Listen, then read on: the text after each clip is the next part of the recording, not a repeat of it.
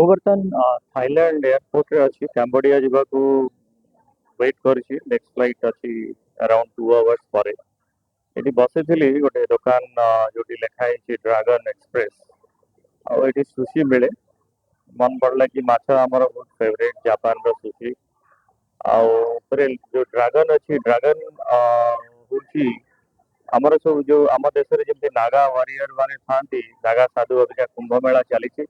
Naga warrior ଥାଆନ୍ତି ଆଗରୁ, ବହୁତ ଆଗରୁ ଅଛି କାଳିୟ ନାଗା, ଶେଷ ନାଗା, ଅନନ୍ତ ନାଗା, ବାସୁକି ନାଗା। ସେମାନେ ସମସ୍ତେ ୱାରିୟର ଯୋଉମାନେ କି ଆମ ଧର୍ମକୁ ରକ୍ଷା କରନ୍ତି। ଆଉ ମୁଁ ଆଜି ଏପଟେ ଗଲାବେଳେ ହଠାତ୍ ଏଇ ଯୋଉ ନଜର ପଡିଲା ଡ୍ରାଗନ, ମନେ ପଡିଲା ଡ୍ରାଗନ। ତେଣୁ ଡ୍ରାଗନ ଆଉ ନାଗା ତ ସମାନ, କିନ୍ତୁ ଗୋଟେ ତଳେ ଗୋଟେ ଲେଖା ହେଇଛି ସିଂହ।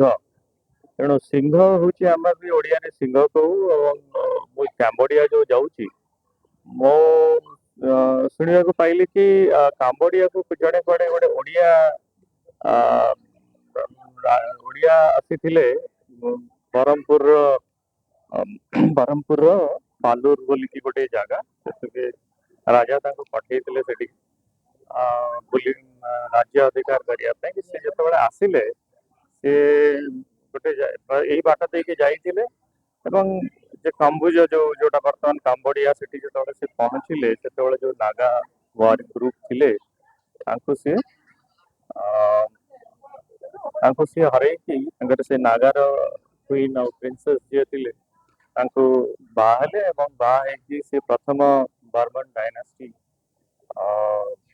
ସେଠି ପ୍ରତିଷ୍ଠା କରିଥିଲେ, ଯୋଉଟା କି ପରେ ଜୟ ବର୍ମନ ତାପରେ ଅନନ୍ତ ବର୍ମନ ଏସବୁ ଯୋଉ ଆସିଲା।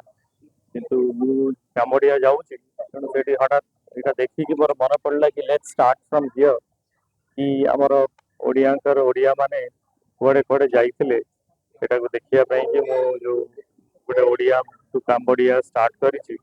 ତେଣୁ ଦେଖିବା ତାପରେ ନେକ୍ସଟ ଗଲେ ନେକ୍ସଟ ଯୋଉ ଫାଇଣ୍ଡିଙ୍ଗ ଗୁଡାକୁ ପୁଣି ଜଣେଇବି।